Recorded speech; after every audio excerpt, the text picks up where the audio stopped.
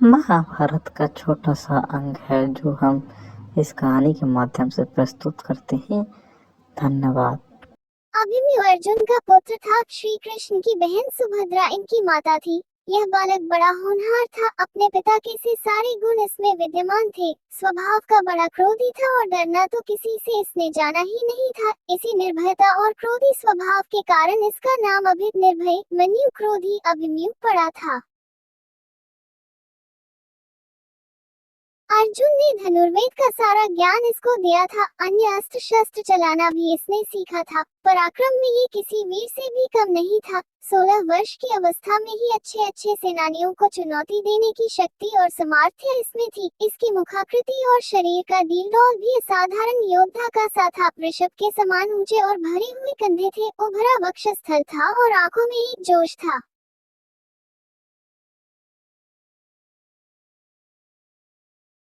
महाभारत का भीषण संग्राम छिड़ा हुआ था। पितामह धराशायी हो चुके थे। उनके पश्चात गुरु द्रोणाचार्य ने कौरवों का सेनापतित्व संभाला था। अर्जुन पूरे पराक्रम के साथ युद्ध कर रहा था।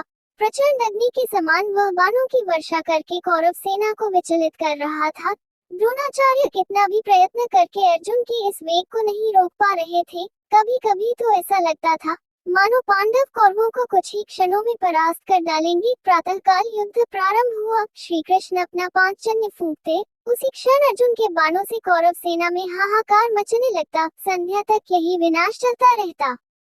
दुर्योधन ने इससे चिंतित होकर गुरु द्रोणाचार्य से कहा, हे आचार्य, यदि पांडवों की इस गति को नहीं रोका गया तो कौरव सेना किसी भी क्षण विचलित होकर युद्ध भूमि से भाग खड़ी होगी। अतः कोई ऐसा उपाय करिए जिससे पांडवों की इस बढ़ती शक्ति को रोका जाए और अर्जुन के सारे प्रयत्नों को निष्फल किया जाए।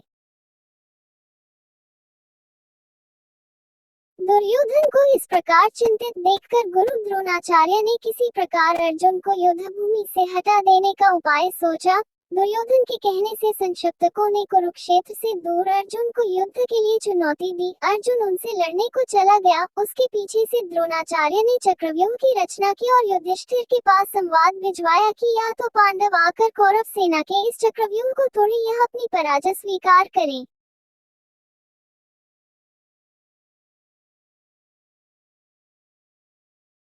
जब संवाद युधिष्ठिर के पास पहुंचा तो वे बड़ी चिंता में पड़ गए, क्योंकि अर्जुन के सिवा चक्रव्यूह को तोड़ना कोई पांडव नहीं जानता था। अर्जुन बहुत दूर संक्षिप्तकों से युद्ध कर रहा था।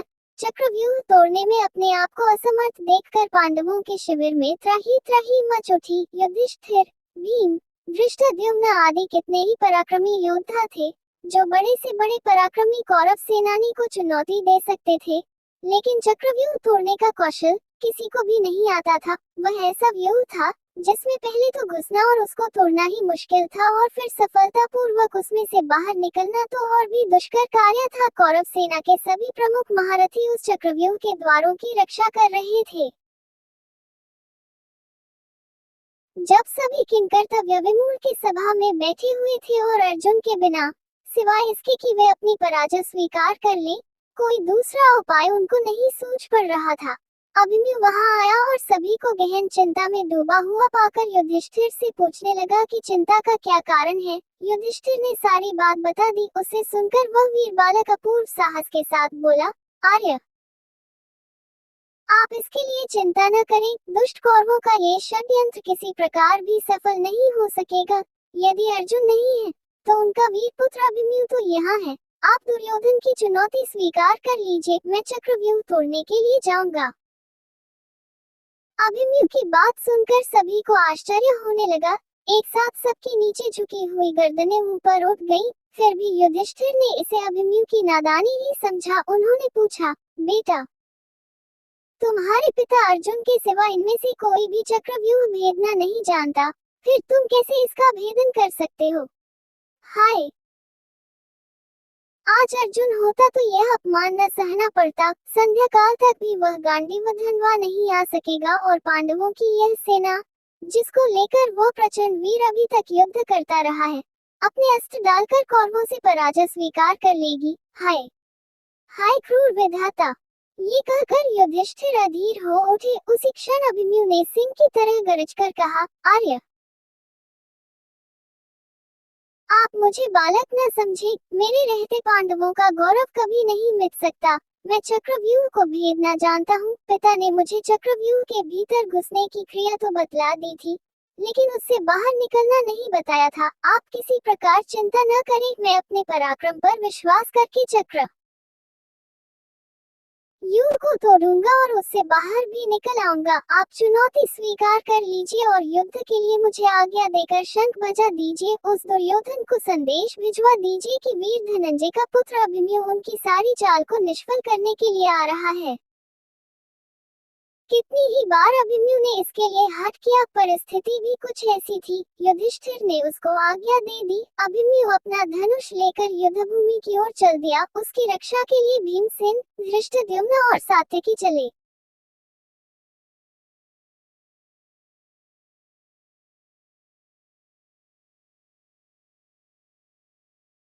चक्रव्यूह के पास पहुंचकर अभिमन्यु ने बाणों की वर्षा करना आरंभ कर दिया और शीघ्र ही अपने पराक्रम से उसने पहले द्वार को तोड़ दिया और वह तीर की सी गति से व्यूह के अंदर घुस गया। लेकिन भीमसेन, सात्यकी और धृष्टद्युम्न उसके पीछे व्यूह में नहीं घुस पाए। उन्होंने कितना ही पराक्रम दिखाया, लेकिन जयद्रथ ने उनको रोक लिया और वहीं से अभिमन्यु अकेला रह गया। अर्जुन का वह वीर पुत्र अद्भुत योद्धा था। व्यूह के द्वार पर उसे अनेक योद्धाओं से भीषण युद्ध करना पड़ा था, लेकिन उसका पराक्रम प्रचंड अग्नि के समान था। जो कोई उसके सामने आता था, या तो धराशायी हो जाता या विचलित होकर भाग जाता था। इस तरह व्यूह के प्रत्येक द्वार को वह तोड़ना चला जा रहा था। कौरवों के महारथियों ने उस वीर बालक को दबाने का कितना ही प्रयत्न किया, लेकिन वे किसी प्रकार भी उसे अपने वश में नहीं कर पाए। उसके तीक्ष्ण बाणों की मार से व्याकुल होकर दुर्योधन ने गुरु द्रोणाचार्य से कहा, हे आचार्य, अर्जुन का ये वीर बालक चारों ओर विचर रहा है और हम कितना भी प्रयत्न करके इसकी भीषण गति को नहीं रोक पाते हैं। एक के बाद एक सभी द्वारों को इसने तोड़ दिया है। ये तो अर्जुन के समान ही युद्ध कुशल और पराक्रमी निकला। अब तो पांडवों को किसी प्रकार पराजित नहीं किया जा सकता। इसी प्रकार कर्ण ने भी घबराकर द्रोणाचार्य से कहा, हे गुरुदेव, इस पराक्रमी बालक की गति देखकर तो मुझको भी आश्चर्य हो रहा है। इसके तीक्ष्ण बाण मेरे हृदय को व्याकुल कर रहे हैं। ये ठीक अपने पिता अर्जुन के समान ही है। यदि किसी प्रकार इसको न रोका गया तो हमारी यह चाल व्यर्थ चली जाएगी। अतः किसी तरह से इसको चक्रव्यूह से जीवित नहीं निकलने देना चाहिए। द्रोणाचार्य अभिमन्यु की वीरता देखकर कुछ क्षणों के लिए चिंता में डूबे रहे। अर्जुन के उस वीर पुत्र के कर्ण, दू, शासन आदि महारथियों को पराजित कर दिया था और राक्षस अलम्बुश को युद्धभूमि से खदेड़कर बृहद्बल को तो जान से मार डाला था। दुर्योधन के सामने ही उसके बेटे लक्ष्मण को भी उसने मार डाला था। बड़े बड़े शूरवीर खड़े देखते रह गए और वह प्रचंड अग्नि की लपट की तरह सबको भस्म करता हुआ चक्रव्यूह को तोड़कर अंदर घुस गया।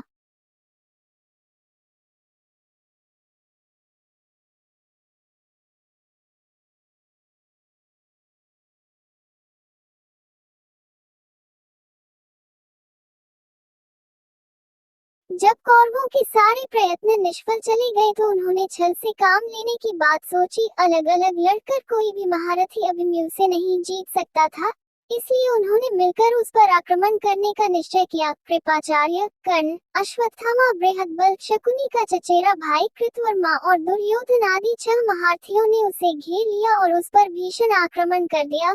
कर्ण ने अपने बाणों से उस बालक का धनुष काट डाला, भोज ने उसके घोड़ों को मार डाला और कृपाचार्य ने उसके पार्श्व रक्षकों के प्राण ले लिए। इस तरह अभिमन्यु पूरी तरह निहत्था हो गया, लेकिन फिर भी जो कुछ उसके हाथ में आया उससे ही वह शत्रुओं को विचलित करने लगा।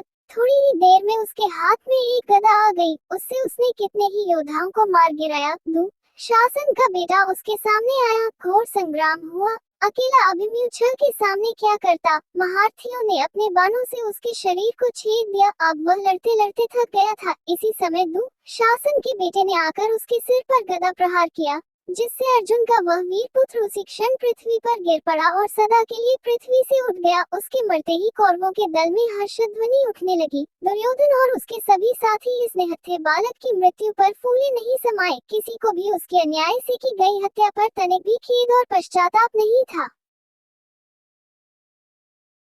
जब अभिमन्यु की मृत्यु का समाचार पांडव दल में पहुंचा तो युधिष्ठिर शोक से व्याकुल हो उठे। अर्जुन की अनुपस्थिति में उन्होंने उसके लाल को युद्ध भूमि में भेज दिया था।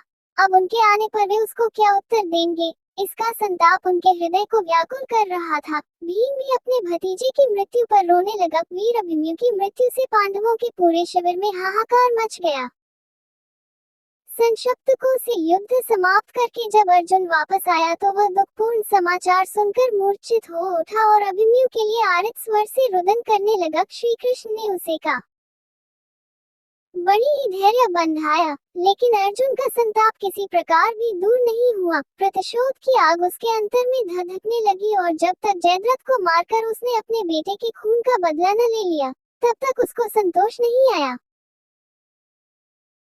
श्री कृष्ण को भी अभिमन्यु की मृत्यु पर कम दुख नहीं हुआ था, लेकिन वे तो योगी थी, बालकों की तरह रोना उन्हें नहीं आता था। प्रतिशोध की आग उनके अंदर भी जल रही थी। उन्होंने स्पष्ट कहा था कि अपने भांजे अभिमन्यु की मृत्यु का बदला लिए बिना वह नहीं मानेंगे।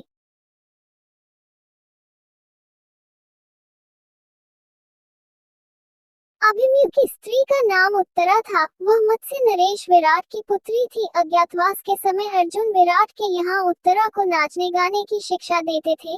बाद में विराट को सारा हाल मालूम हो गया था, इसलिए लोकापवाद के डर से वे अपनी पुत्री का विवाह अर्जुन के सिवा किसी अन्य पुरुष के साथ नहीं करना चाहते थे। अर्जुन के स्वीकार न करने पर विराट ने उत्तरा का विवाह उसी के पुत्र अभिमन्यु के साथ कर दिया। इन दोनों का विवाह बाल्यावस्था में ही हो गया था। उस युग में बाल विवाह की प्रथा तो इतनी प्रचलित नहीं थी, लेकिन विवाह के पीछे राजनीतिक कारण निहित था। पांडवों को इसके पश्चात मत्स्य नरेश से हर प्रकार की सहायता मिल सकती थी।